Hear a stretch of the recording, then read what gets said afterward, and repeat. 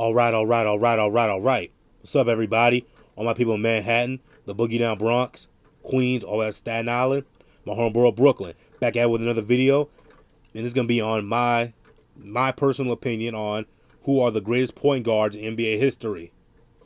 Okay, but first, before I get to my greatest point guards in NBA history, my top 10, I'm gonna give a few shout out to a few guys who are honorable mention. Excuse that. Number one honorable mention be the Glove, Gary Payton. Played 17 years in the NBA. Most of them in the Seattle Supersonics. He's the only point guard in NBA history to win Defensive Player of the Year, doing so in 1996. Gary Payton's one of the greatest two-way guards in NBA history. A great, he could score if he needed to. He could dish it out. Him and Sean Kemp. Seattle in the 90s were the original Lob City. Although they had more success than the LA Clippers did. The Chris Paul, Blake Griffin LA Clippers did. Of course, they got to the finals. Gary Payton's one of the greatest defensive players in NBA history, and of course, we all know he's one of the greatest shit talkers in NBA history. And we all know that. So I want to get on to him. Next, Russell Westbrook, Mr. Triple-Double himself. MVP, two-time scoring champion, multiple-time All-Star, leading in assists, averaging triple-double in consecutive years. Russell's going to be a first-ballot Hall of Famer. I know right now things don't look so great for him, in LA, but hey, it is what it is. But Russell, I got to get honorable mention to him. Also, my man from the Bronx, Mr. Nate Tiny Archibald. He's the only guy in NBA history that led the league in assists and points in the same season.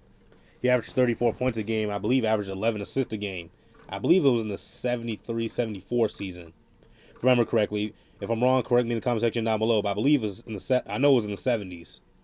And Tiny Archibald later on joined the Boston Celtics and helped the Celtics win the NBA championship in '81. A lot of people don't know that, but it's true. It is just all around great, But hey, he's from the boroughs. What do you expect? But and then of course Mr. Jerry West, the logo, Mr. Clutch. So many nicknames. He spent 14 years in the NBA, all at the Lakers.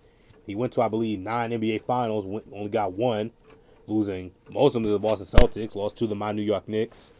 Of course, he finally won one in 72 with the great Wilt Chamberlain. That 72 Lakers team is one of the greatest teams of all time. They won 69-13 in the regular season and had an NBA record 33 consecutive wins. They went on to dominate my Knicks in the finals to get the first championship of Jerry West's career. So honorable mention to him. That's moving on to number one, greatest point guard ever, Magic Johnson.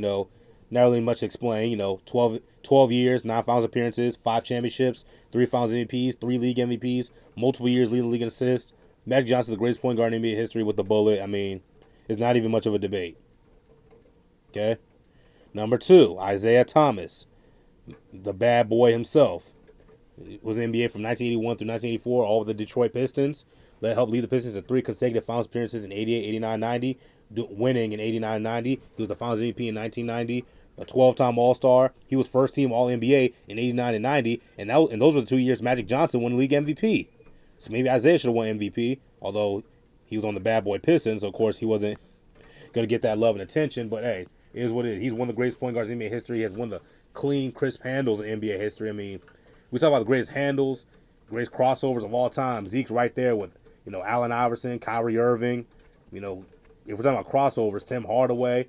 And of course, my man Bronx Jelly, Rod Strickland, whoever you want to put in that category. But Isaiah Thomas, he's to me the second greatest point guard in NBA history. Now that may seem controversial to some people, but it is what it is. Number 3, the Big O, Oscar Robertson, the original Mr. Triple Double man in the NBA. Russell Westbrook, of course, passed him for all-time record for triple doubles last season. Oscar Robertson had multiple years averaging triple double in the 60s. He struggled to win championships in the 60s until in the 1970 season he joined the Milwaukee Bucks. He did it with Lou Alcindor, now known as Kareem Abdul-Jabbar. And the Bucks finished that regular season 66-16, and they went on to win their first championship in their franchise history. The Big O, 6'8", he could score, could rebound, could dish out dimes. He was, I know this may seem controversial to some people, but people talk about the NBA's never seen a LeBron James before. Not true. Oscar Robertson, played like LeBron James in the 60s and early 70s. And you don't believe me, go watch the highlights. I mean, people say but it is what it is. Moving on. Number 4, Mr. Wardell Stephen Curry, aka Steph Curry, the chef, the babyface assassin, whatever you want to call him. Now, Steph Curry, 5 consecutive NBA Finals appearances, 3 championships, got robbed of Finals MVP in 2015, but that's another story for another day.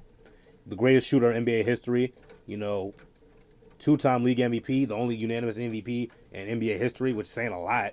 He revolutionized the NBA, with a 3-point shot. Got a whole bunch of copycats in the league right now trying to copy Steph's style. We don't need to call them out because we all know who they are. But Steph Curry's in that category, that class of, Michael Jordan and Wilt Chamberlain and Magic Johnson and Hakeem Olajuwon. Guys who, changed the game. Guys who players had never seen before. Guys who, in the aftermath of their retirements, try to copy their style. Okay, we all know Kobe, AI, T-Mac, Vince Carter, all those dudes try to copy Jordan's style after Jordan and, so many other people. I think we're going to start seeing that with Steph Curry. You see Trae Young right now tries to play like Steph Curry, even though Trae's not the shooter that Steph Curry is. Now, Trae can get hot, but, he's not the shooter that Steph is. Now, he may be a better passer than Steph, but that's Trae's strength, his passing. But expect more copycat Steph Curry to come in the league in the next 10 or so years. Number 5, John Stockton.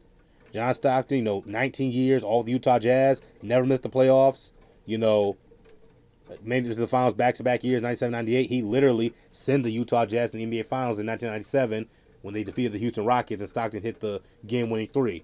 I think he led the league in assists 7 years, and he holds the NBA record for highest assist per game average in a season. He averaged 14 assists a game, I believe in 1989, 89 or 90, one of those 2 years.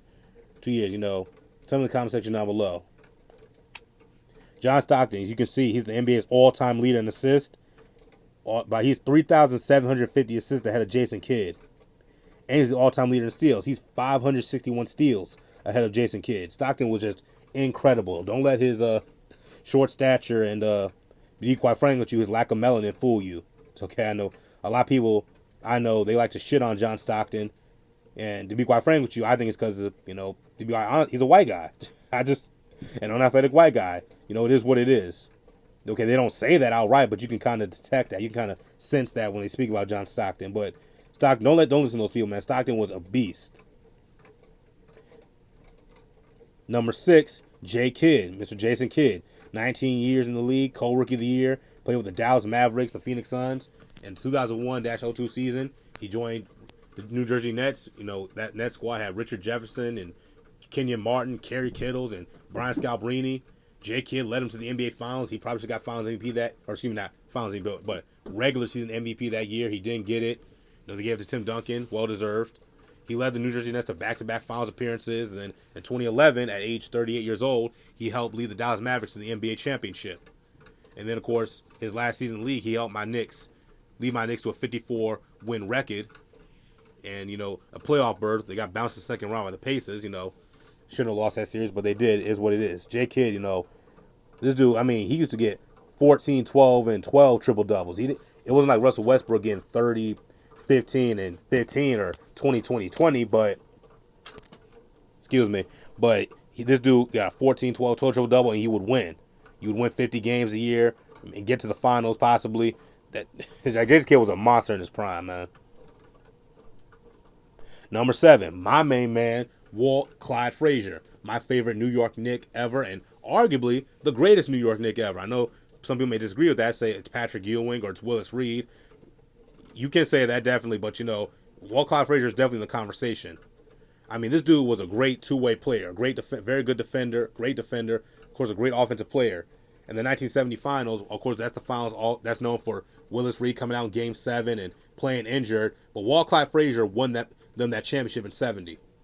Walt Clyde Frazier in Game 7 against Wilt Chamberlain, Jerry West, and Elgin Baylor, he had 36 points and 19 assists. Talk about cooking, and the Knicks won that game 113-99 and secured their first championship. Then they got back to the finals in 72 and then got back in 73 and they won in 73. Of course, Willis Reed was finals MVP both times, but Walt Clyde Frazier definitely could have got finals MVP for that Game 7.